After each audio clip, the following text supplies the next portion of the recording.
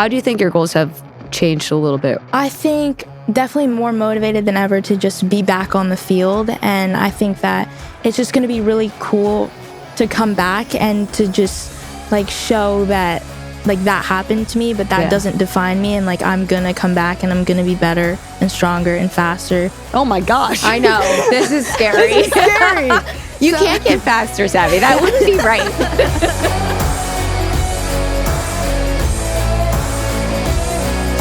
Welcome back to the recap show. We are still not over the Euros here. England won the Euros, back-to-back European champions. Wow. Pretty incredible. Wow, congratulations to England. Snaps. And it was interesting to see the way that they progressed through this tournament. Now their second championship tournament, that the performance wasn't what it was when they won their first Euros. It was actually lacking at many phases of the tournament, and yet scary for me to see how they've learned how to win. And that has always been like America's X factor. And now seeing other teams learn that and be able to progress in tournaments, it's an interesting evolution. Winning is a habit. Monster mentality. And of course, when women succeed, what always happens? The men get uncomfortable. And I think especially with sport, where football in England in particular is just based on this concept of like masculinity and like it's machismo, and it's like, who is sport for? And like I always think that in America it's different, but I realize more and more that it's just the pocket of America that I get to experience that it's a little different. But in England, football is their number one sport, and there's just this deep-seated idea that it's for men. And now the Lionesses have overachieved and had so much success in comparison to the men, and also in their own right, that we saw, unfortunately, a lot of derogatory language toward the women, just the types of comments in the comment section that you just never want to see. In particular, Chloe Kelly was called cringe a lot because she stepped up and scored game-winning penalties and goals and celebrated, and she took up space. And of course, that made people uncomfortable. Yeah, and I loved it. I think that like this just shows that we're moving in the right direction in terms of, taking up space and making people feel uncomfortable, because guess what? Women's sports is here, and it's actually probably way cooler than men's sports. And I think that I think that's like what's happening. Is like everybody's talking about these women like being so badass and so awesome, and it's like, okay, but like let's put them in their place. And I think it's not just men, it's women doing it to women too. So, but I think that like the amount of criticism, I always say this, if you're getting pushback, like you're moving the needle. That's so true. It is really true. Like in these instances that I think disappoint us so much, it also is a signal, not that it's okay, but it is a signal that we're going in the right direction. Because in order to have systemic change, people have to get uncomfortable, because we are going to uproot how it is. And it was very a la Megan Rapinoe 2019 performance, both with all the penalties and with the celebrations and with what came after that, and with people just not being able to accept women owning their space and standing in their own power and being proud of their greatness. Like, I think to some extent, women are allowed to win as long as they win with demure, as long as they win and they're cutesy about it. And they give back, of course. and they do it for the next gen. And they have to do it for the children. For the children. Because if you're smoking a cigar, that is not for the children. That is a no-no. And if you beat teams 13-0, is that really good sportsmanship? No, it's not. It's not. Yeah. And women need to be good sports. Yeah. And I think the best part is when I see a badass woman just being unashamedly herself, the way that Chloe Kelly is before she takes her penalty, with how she takes her penalty, and then after she takes her penalty. The amount of gall, like the confidence. Here on the recap show, we celebrate Chloe Kelly. We celebrate characters in sport. We celebrate people that have style, people that are confident, people that are in your face, people that are entertainers, people that are unapologetic. And there need to be more platforms like the Recap Show, because it's the platforms that have existed before women's sports was given even the smallest amount of space in the sports world. And it's people that feel uncomfortable with women being celebrated, with women taking up space. And, you know, here we will celebrate Chloe Kelly. We will celebrate the Lionesses, and we'll celebrate the amazing progress that's happened during this Euros and is only going to continue to happen. So, you know, haters are going to hate. And here on the Recap Show, we're going to celebrate confident, unapologetic, badass women like Chloe Kelly. You know, before the tournament, we talked about how if England won, it would be the best thing for women's football, just because of the infrastructure that they have in England. To be able to then invest in a league so easily, and really just compete at a league level, at an international level. And then this happened. I think it's interesting now to see where it goes. When it comes to solutions, I love what you said. We do have the opportunity as women get more power in sport and in business to create infrastructures and to change culture in a way that those comments aren't welcome, and people know that. And that's what we try to do here. That's what so many NWSL teams are doing. That's what Michelle Kang's doing in London, right? She's trying to create new structures because there can be safe spaces where people are celebrated for their greatness. And then the other thing is, as individual athletes, just keep being big. Yeah. And I just love it. And I think no matter what happens, we all have the individual power to just let our own light shine. And when we do that and we make waves, and, you know, we shouldn't have to suffer the consequences and the backlash, but don't change. Yeah. I think that's beautiful. I think more and more women being able to take up that space and just be themselves, it really is the solution. Tobin and I are honored that we get to have meaningful conversation with some of the best people in sport. Tobin, who are we talking to today? Today we have Savy King, ACFC defender, LA native, and a really promising young star. Welcome, Savy. Thank you so much for coming on our show. Thank you. Thanks for having me. It's really meaningful. The very first day that I ever met you, Savy, I was just taken back by the joyful energy that you bring into every room that anyone who's watching this on YouTube can already see on your face. And your smile. Thank you. Yeah. And I'm lucky because we're line mates in warm-up. So Savy's just 2 ahead of me. What does that mean? We're in the same line. Yeah, we warm up together. We run nearby each other. What's so great about your line compared to the other ones? Any thoughts? We're led by Kennedy Fuller. Ooh. So, you know, she's a great, she leads us off pretty well. We have a lot of fun, a lot of talking. Zell's in our line too. Lots of Zell talking. is chatty. Yeah, she is. So we got a lot of good conversations in our line. Were you recruited to this line, or how did it happen? I was recruited to this line, mostly by Kennedy, and then their line was just the shortest. Yeah, it was very short. When I got there, so it just made the most sense. And they were the most welcoming because they all looked at me. So that's how it happened. But, you know, it's the best line. Because when you're on the short line, then you get all the boys and the training players. So when we were like, that's why we were so welcoming. Yes. So, well, now I'm not there right now in this line, but it must be really short. short still. Yeah, it's short again. Did you get any new ones? Did you get a new Tar Heel in your line? No? You're just holding out for Savy to come just back? Leave a space. Just one Savy's more week. coming back. One more week. Yeah. Supposedly. You're right, shaking your head. It's okay. Well, Savy, before you joined Angel City, side note, I always watch the youth national teams. I love checking out the next generation. I always have my eyes out for, you know, I just like to see where the game's going. And you obviously stood out on the 17s, on the 20s.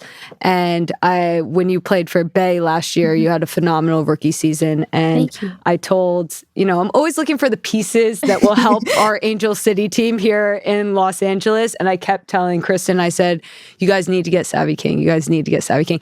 And it was the first time it actually, like, what I threw out into the universe actually happened. And I was like, oh my gosh. They're listening. And I'm pretty sure I texted Christen and I was like, you guys got Savy. I know. It was like a huge thing. I know it was so secret for so long and I couldn't say anything. Was it? Yeah, and I just couldn't say anything, but like I was so happy to be back in LA. And I mean, even to hear you say that and just because I've watched you guys forever. So it's like to even know that you knew who I was when I was U7. Well, I'm still pretty young, but way back at and U17. U20, which was last year. But, it's so cool just to hear you say that. And also like being a Tar Heel. Yeah. I always root for my Tar Heels. Of course. And I think one part of your story that's unique too is you're part of this like new generation of players that either don't go to college or go to college for a little bit and then decide to go pro. How did you, like, I always want to be in these conversations now because these are conversations that never really happened when Christen and I, like the traditional path was always you just went to college and, you stayed in college. But like, what are those conversations like? Like, how do you even make that kind of decision? For me, it was kind of an interesting one. When I went into college, it was never my intention to not finish out. Like, I wasn't thinking about going pro that early because I really loved it at UNC. Like, people ask me that all the time because I left early. But like, I really loved it, had a great time. Like, Anton and Damon were some of the best coaches I've ever had. And I feel like I just grew so much there. And so I was sad to leave, to be honest, but people had been asking me throughout the season, like, what I was going to do. And, like, obviously in the middle of my college season, I'm not thinking, well, what am I going to do after this season is done? And then it wasn't until I got back home and I was talking to my family and we were kind of just talking about the next steps because there was a lot of change that was going on with, like, our team. And so there was a lot of movement, and that was, like, pretty much the reason why I started to think about it, just because of everything that was going on with the team. Like, before that, wasn't thinking about it at all.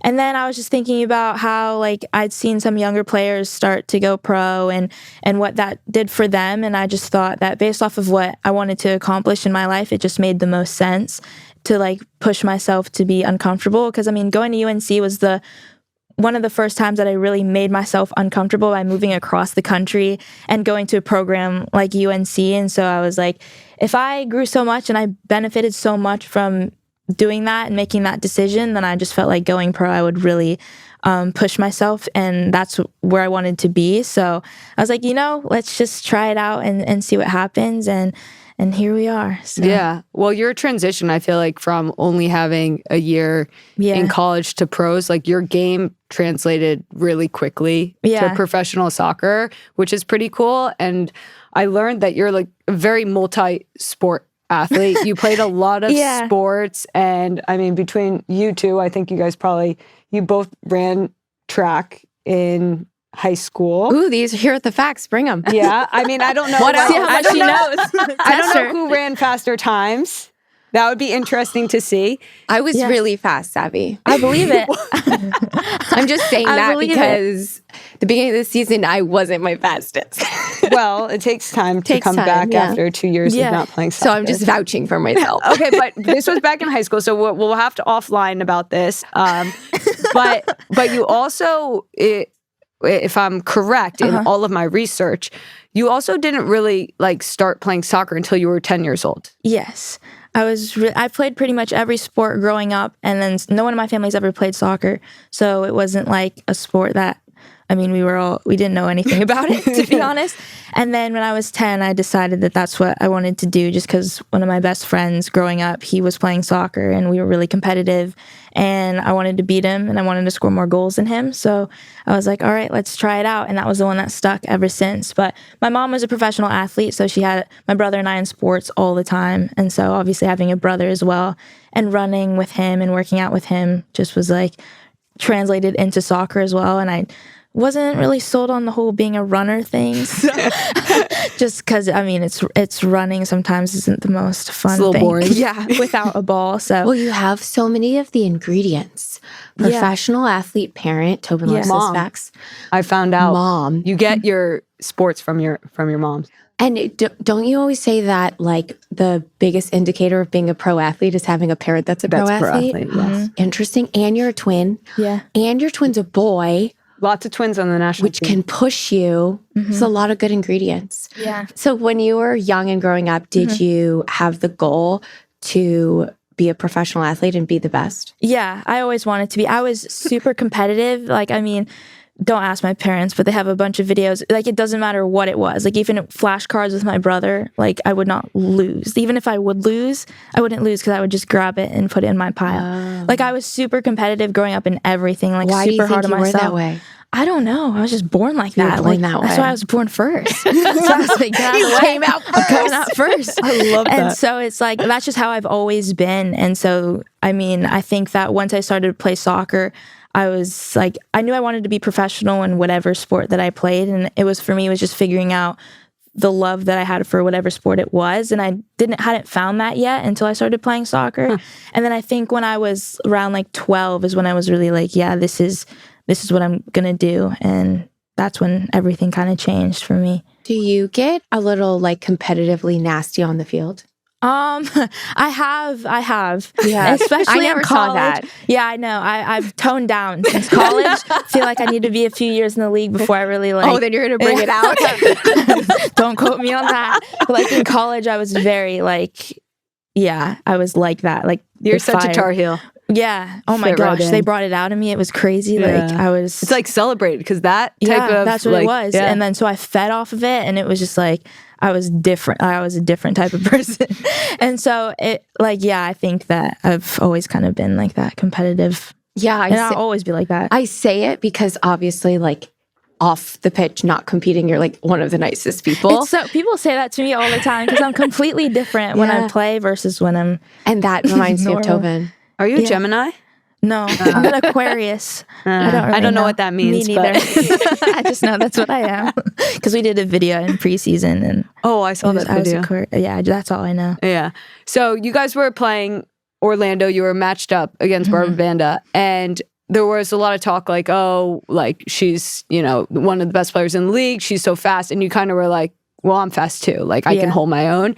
And I just love that. I heard you say Tobin's that language. and I was like, that's who I want on my team. I thought that was like such a cool quote. Yeah, Heather Riley liked that one too. I think she was the one interviewing me. She was. I'm sure she did. Yeah. But that's so cool. And I feel like that confidence at such a young age is like, I think it's what has helped you transition really quickly to being professional. Like you're not kind of waiting for someone else to open a door. You're going and opening it yourself. I feel like you kind of have to when you're younger, just because I feel like now that a lot of younger players are starting to go pro, I feel like just showing that like we also have that confidence and tenacity as well is like really important, just because like, I mean, I didn't see a lot of younger, like really young players going into the league when I was young. So, I mean, I think it's just cool to show that confidence is cool too. Like even as young as being 20 or 19 or however old you are. Confidence is cool. Yeah. Okay, so I often talk about what my experience is like as a professional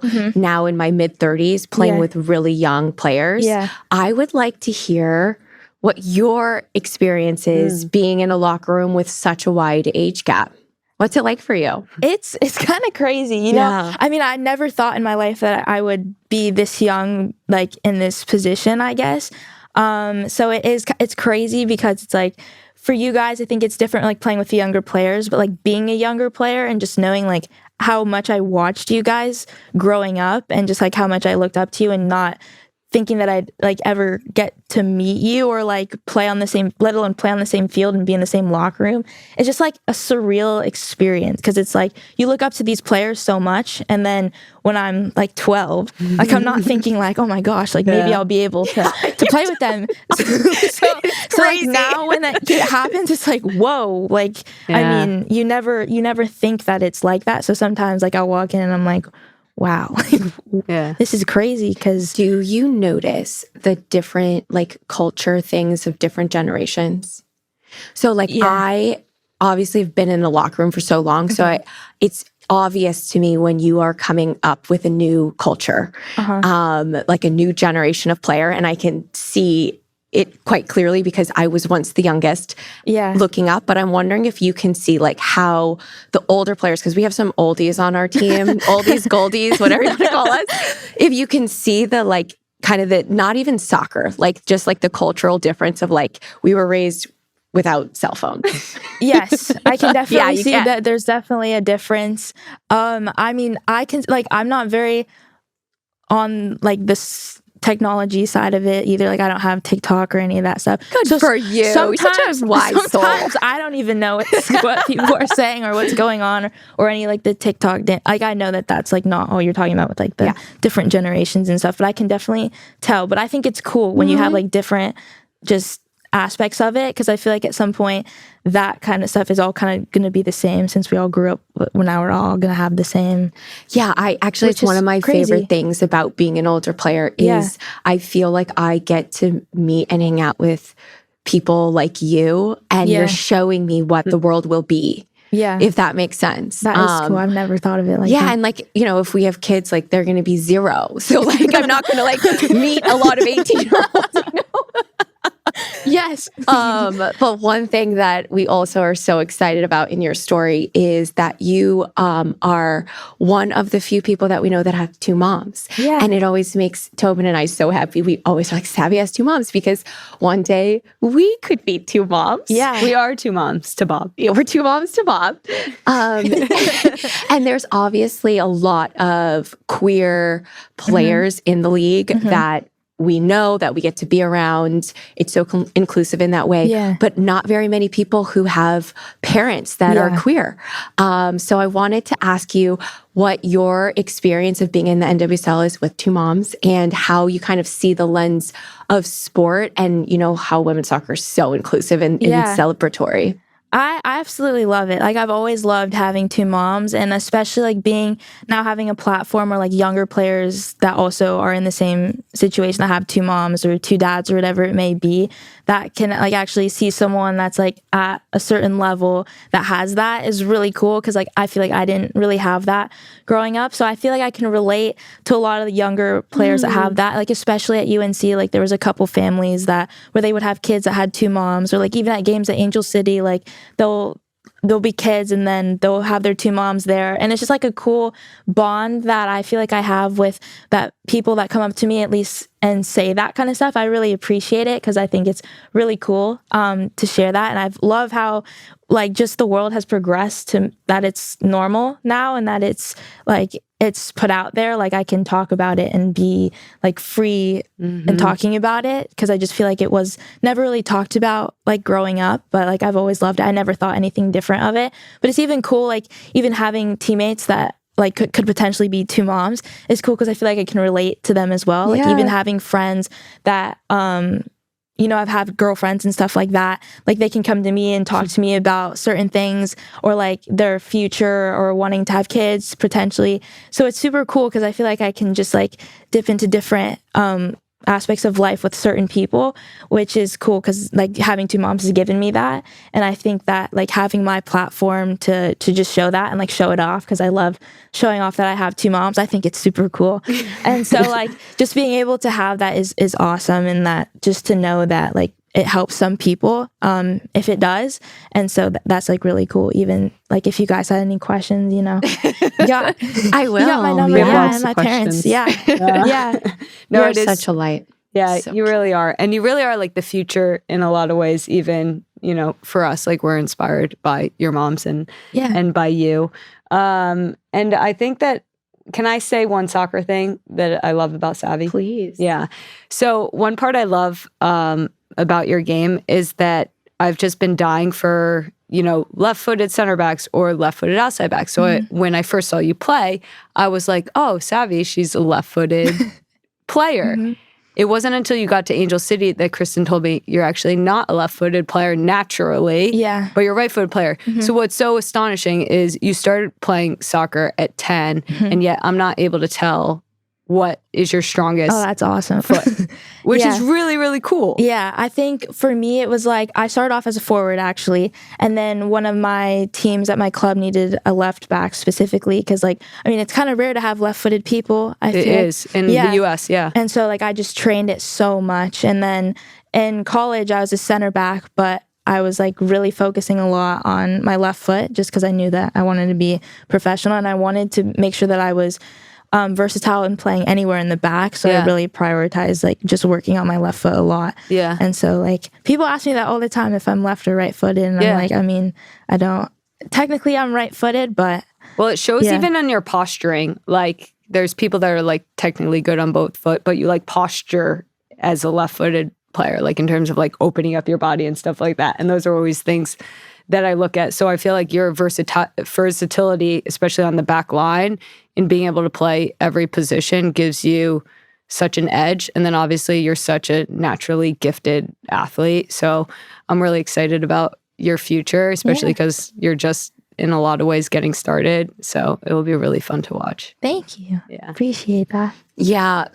Tobin's always looking for the talent coming up to continue the legacy of the U.S. Women's National Team. Yeah. She's always looking through those youth World Cups.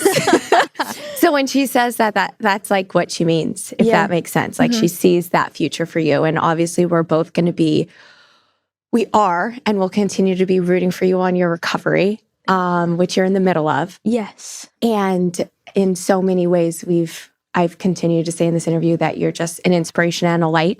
And obviously this season has had crazy twists and turns for you. Yeah. And you sitting here in this room and being able to share your experience with all of us again is like so inspirational and meaningful. So was hoping that you could take us through what happened against the Royals in May. Yes. At BMO Stadium.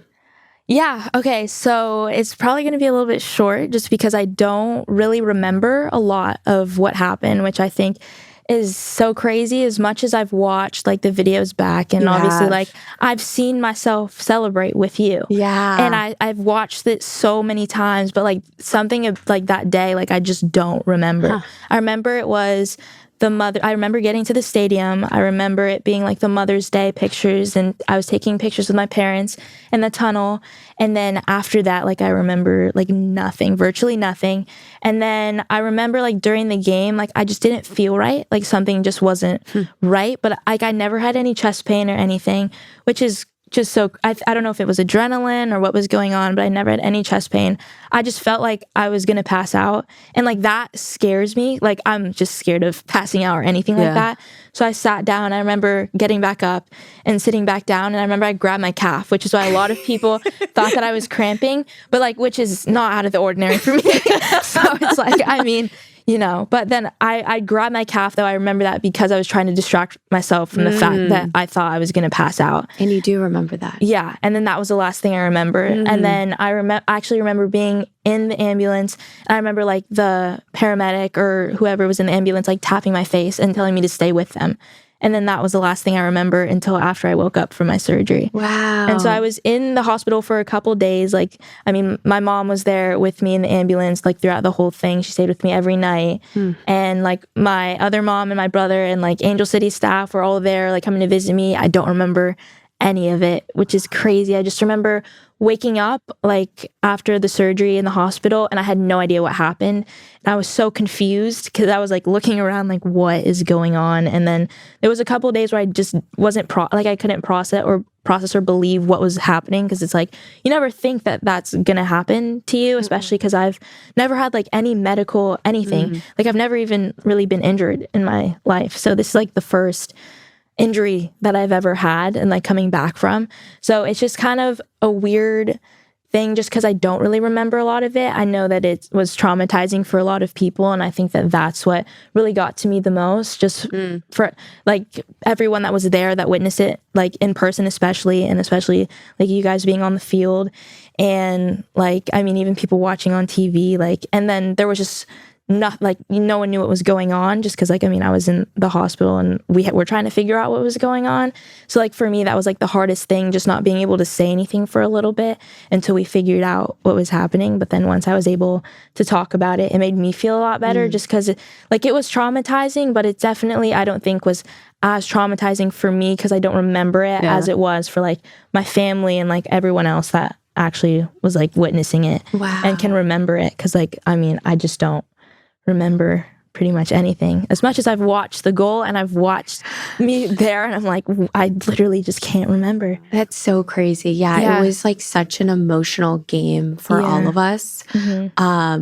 And I also know exactly what you're talking about in the celebration because you're with me in every photo. Because I strangely, after I scored, I ran really far back to the defense. And so you were like the first one there. Yeah. And I think it's just a really crazy thing to not have the memory, but have so many cameras. Yeah. Which, like I've watched like me go down. It was very graceful as what I saw.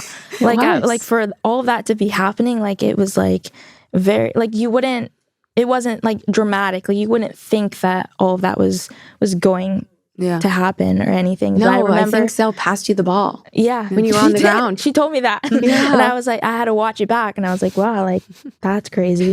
What are the chances she passes me the ball back in that situation? But I mean, it's so crazy just like looking back at everything and just seeing like, that stuff doesn't happen all the time. And just how they responded in that situation. Like, they saved my life. And so it's like, it's such a special like thing to be a part of now. I feel like just the team has already meant so much to me just in taking me in this season, and obviously it being my hometown and everything, but now it's just like a deeper level of just like, I mean, I love this team like so much, and just they've literally given me a second chance at life. So it's really, really special to be a part of something like that, and to have had them there, and for it to have been home and my family to have been there. Super special and important, just because it was the type of thing that could have happened at any point in my life, just because I was born with it.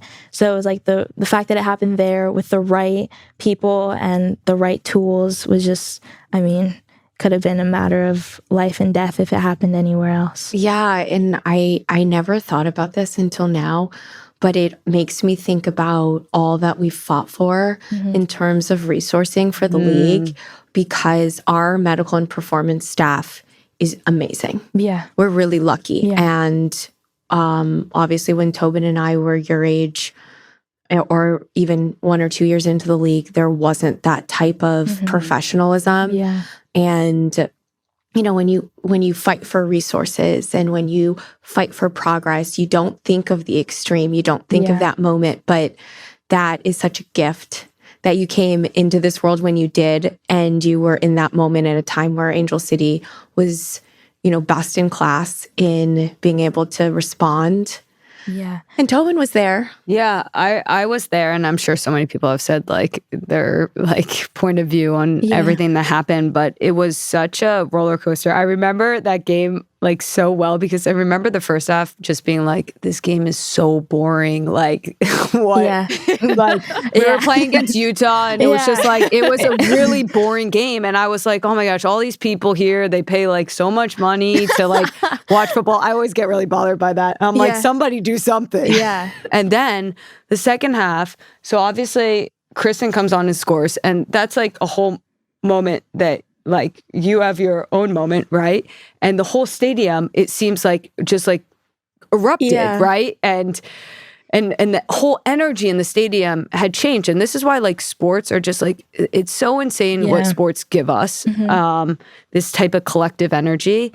And then very shortly after, you go down and you go from this like really like just, you know, sports moment, you know, somebody scores a goal, whatever, to like a very serious thing. But I just was amazed by just like, we talk about this collective energy. Like, it's almost like the whole stadium was like around you. Yeah. And everybody was with you and knew they had to support you. Yeah. And that's like when I'm like, sports is the most unifying force in the world. Yeah. Like, we might not agree on like anything, but in that stadium, it was like almost everybody was like holding hands and like was there for you. Yeah. And you know, I've seen these, like, I've never been on the field for this happening, but, you know, there have been a number of cases, especially in soccer recently, you know, with young people like yourself, where they've collapsed on the field. And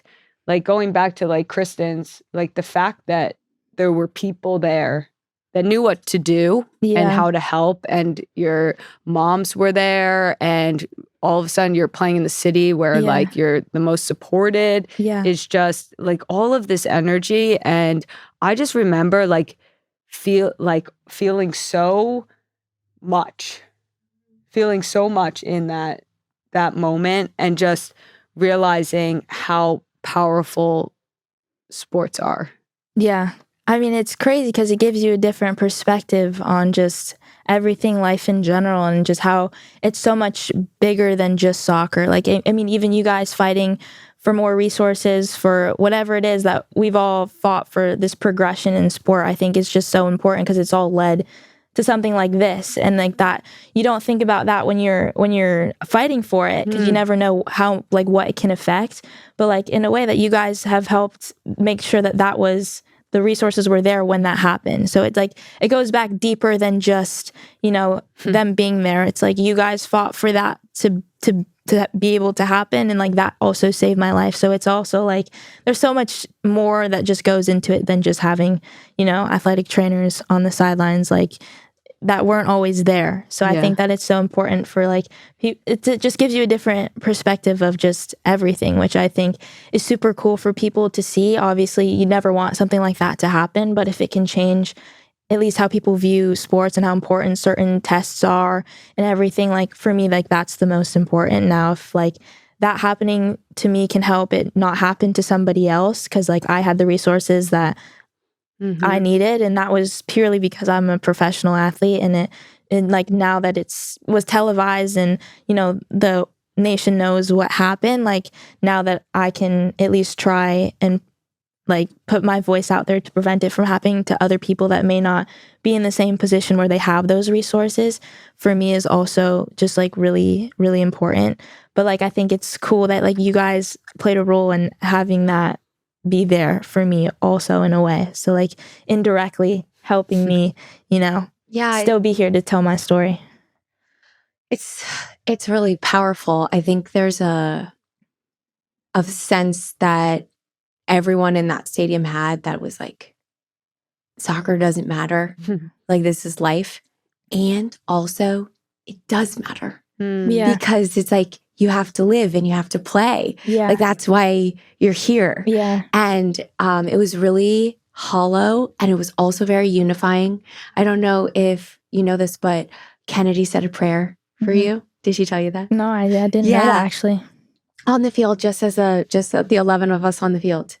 And there's something that like everyone in that stadium was together. And I looked up to Tobin. I remember I gave you a heart, and it was like we were all with you in a way. And I you know, thinking about how I wanted to talk to you about this, I was like, I don't want to say like that you weren't alone, because this is your experience, and I have no idea how you felt, but we felt with you, and we felt so connected. It was a moment that I probably felt as a human and as an athlete most connected to the people around me that I know and that I don't know. I mean, I've never felt that sort of love and prayer and like literally every emotion from just so many people, even people that I've never met before. It was just truly just a special moment. Like as negative as it was, I feel like it's so important to just see how it's just so much deeper than just soccer players. I mean, even I saw a picture of like both teams after the game, and like Alex Loera, I think, was the one that was giving the prayer, and like I played with her last season. It's just crazy how like soccer brings you together, and how like certain people are there in certain moments of your life, and then like it all just comes back together, which I think is really cool. But like I had thousands of messages. It was crazy when I opened up my phone, and it was just like, wow, like this is what it's all about. Like it's just not just about soccer. Like, yeah, I want to accomplish so much in my life with soccer, but like there's so much more to my story than just being a soccer player. And I think that sometimes it's so easy to get just caught up in just being a soccer player, being the best you can be, making the national team, all of that. But it's just so much deeper. And I feel like when you're in it so long that you just lose sight of that. And I feel like this was like my moment to just take a step back and be like, wow, like even what I've accomplished in my life so far, like I'm just proud of that. And just now I'm just like taking the time to just appreciate everything that I have accomplished instead of just focusing so much on just the soccer part. Because like I really like, especially at UNC, they really instilled like who you are as a person is just as important as who you are as a soccer player. I feel like it's so easy to lose sight of that when you're just so focused on soccer, because that can like really consume you when it's your job. And so like for me now, it's just like I really want to take who I am as a person, put it out there more, and so that people can see my story. I can share my story, and not just about what happened to me, but also like having 2 moms and everything, just using my platform more just so that younger players can look up to me, if I'm someone that they want to look up to. So I think that just like super important, like that perspective of just life in general, and like that has really, I think, changed me just in general. So it's been a really like, I think there's been a lot of positives for me that have come out of it. Just, I mean, obviously I'm so blessed to be alive, and that you never want that kind of stuff to happen. But like, I think it's important for people to see me like be okay and be smiling too. Like, I mean, even at like my cardiac therapy that I do, like just seeing like the older people there that I do my classes with, and for them to like share their stories and like ask about me because I'm so young, and for that to have happened to me, and just to talk to them and for them to see that like they can also like be okay after that happened to them, regardless of our age difference. Like I remember I talked to a lady the other day, and she was just really, she kept saying that she was so happy that she talked to me, just to see that like even after your surgery that you can still be okay and you can still, you know, go about life and be happy. And that's kind of the approach that I've taken. Like this is the first time I've ever been injured, so I've never like, this is a different side of sports that I've never personally experienced. I know like a lot of people have, but I've just never been exposed to it. So it's like I've really tried to have like a really positive outlook on it, even when I go to training, just because, you know, just bring my normal self and just be happy to be here and to be able to continue to play.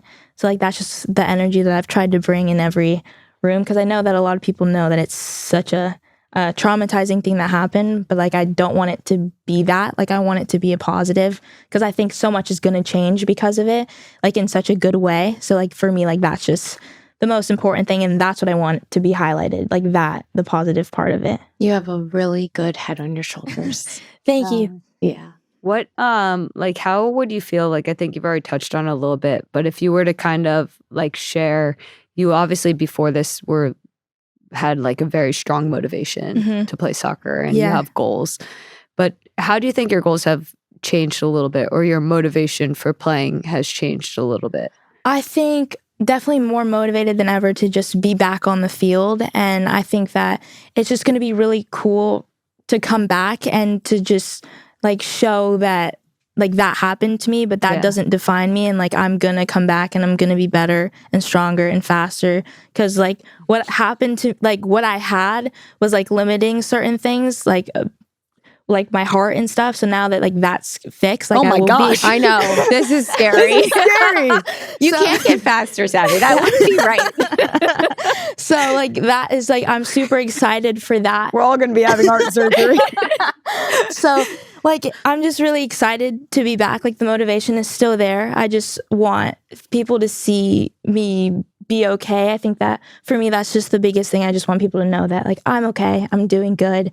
Like I'm recovering. For me, like that's just the most important thing. But like my goals still haven't changed. I still want to, you know, make the national team, play in the Olympics, play in the World Cup, all of that kind of stuff. And win. Yes, and win a gold medal. Nothing less than a gold medal. And so like for me, like that is still the thing, but it's almost like I just want that to be like my story also, not just what happened to me, but like knowing that like you can come from something like that and still chase your dreams and hopefully achieve that. So that for me is the biggest thing. I'm just super excited to come back and play and put the jersey on again. I miss it. Yeah. It is the longest time I've ever not. Have you put a timeline on it? Like, have you set goals for yourself in terms of when you in the best way possible are going to come back? Like play again? Yeah. I think it'll probably be a little bit of time just because there's no rush. Yeah. The goal is by next season, so hopefully I'll be playing next season. That is the goal. So I don't want to, put an earlier timeline on it, but hopefully before then I'll be able to play. But the goal is to be able to, be back on the field next season in a game. So the recovery's been going really good though. So I've been progressing a lot, and so that's a lot of positive stuff. But I think next season is definitely the goal to be able to play again. And you shared a little bit that you're doing some cardiac therapy in a clinic with a lot of older people. What else are you doing? Give us a little insight into your recovery journey. Oh, yeah. Yeah. Okay. So for the first 6 weeks or so, I wasn't able to do anything. It was mostly I could walk, but I could walk for 2 miles an hour, and I wasn't allowed to lift anything. So it was I was very dependent on a lot of people for things, and it was scary because it was I wasn't my heart couldn't handle moving super fast. So when I was out in public, sometimes I'd be well, if I had to run right now, I would. Yeah. Wow. So I would think Was that about scary? that. Yeah, I would think about that. Yeah. And so obviously I'm just putting that out there, Yeah. that hopefully would never happen. But that was the type of stuff that I would think about. And I had to be very careful with how much I was exerting. I really couldn't do much, which is hard because it's you come from being in the peak of season and we practice every day and we have games and all of that kind of stuff. And I just wasn't even able to walk at a I had to walk slower than I normally walk. So what were you doing? What was taking up all your time? I would do puzzles. Nice. I was with my family a lot. So I a lot love of puzzles, puzzles. a lot of coloring books. Nice. I was trying not to do the whole movie and show thing. I didn't want to binge anything. Why? So It's mostly ridiculous. mostly puzzles. I'm in school now, so that took up time too. But now after the 6 weeks, I was finally able to sit in the front seat of a car. I had to sit in the back seat with a pillow, and so it was a pretty interesting time because I had to be chauffeured around by everyone. Yeah. But then I was able to start jogging eventually. It actually progressed. Once I started cardiac therapy, I think it was around maybe 8 weeks after my surgery, maybe 6. It probably was 6. And so then I was starting every day that I went. So I go 3 times a week. I started to progress pretty fast. And I was oh, so I'm going to be up to a jog pretty soon. And they were yeah, you will. They were trying to not get ahead of myself, but I was I know I'm going to be up to it. I'm getting pretty fast over here. And so then I was able to start lifting a little bit heavier, which was just nice to be able to do more. So anytime I was able to do more, I was let's do it. And then once I was cleared to use a ball, I think that was about maybe 3 weeks ago that I can juggle, dribble, wow. pass. Yeah, so it's going really well. I'm up to intervals now. Today was actually my first day doing intervals. Wow. So, and then I think in about 2 weeks or so, I'm going to be able to do plyos. So, and I can lift 25 pounds now. Wow. Yeah, Look at you. I know. So I'm going to be an absolute beast in the gym. They already told me that they were going to push me to, I'm going to be super strong. You're going to bulk up? Yeah. Yeah? No, I'm going to be on the last rack in the gym. So getting pretty fast over here, working out so much. So once I get back, then I'm going to have to start doing the soccer stuff too. So that'll be integrated as well. But until then, I'm just going to be just a jacked, fast runner. Well, I know come next season, there will be a lot of Savy King jerseys in the stands because I think for everybody that was a part of that moment, they probably have, will carry that piece of them as a gift because, sometimes seeing the fragility of life in a lot of ways awakens us to the importance of life and the importance of every day and the importance of our loved ones and the gifts that we have, the gifts to be able to play soccer. And the first thing I said to Kristen was oh, well, will she be able to play soccer again? And she was we'll see. And look at you, you're that already. was my first question too. When I woke up. Yeah. And the gift of that, because, so often, like you said, when you're a professional and you're just in it, you kind of forget that it's a gift. You Yeah. forget that, Oh, yeah. you know, like you get to do something. And I'm sure you've met a lot of people like on your journey that maybe haven't gotten, you know, that second chance. So it's Yeah. like, it's really cool. Like there's not many like, I guess, second chances in life. And it's not like, you know, you were already on your way, but it just really puts things into perspective, especially like at a young age. And I think that that's always going to be a part of your story. Like your beautiful scar, like is always Yeah. going to like remind you like that life is a gift, you know? And I think for all of us rooting for you, like it will remind us too. And I think that's a Yeah. really important lesson. Yeah, it's really cool to like to have that too, and it reminds me just so much of the club, just specifically in general. Just, I mean, I can't say enough. Like they just saved my life, and so it's like so like eternally grateful for them and everything that the club has given. And I think it's just like Angel City should be highlighted and be Shout out Angel City. shout out Angel City. They care about medical their staff. players. Yeah, like they did absolutely amazing job because that stuff doesn't happen every day, but they were on top of it and they knew exactly what they were doing. And here I am as a result of that. So obviously now we need a win to win the championship. So it's We a weren't going to say it. storytelling You heard it here. You heard it here. Wins Yeah. from here on out. Yes. Yeah, every single time we get to see you, it is a bright spot of our day. And I think you will mean that to a lot of people for a long time, and you wear it very well. So thank you for coming on our show and sharing your story. Of course. Thanks for having me. Thanks, Savy.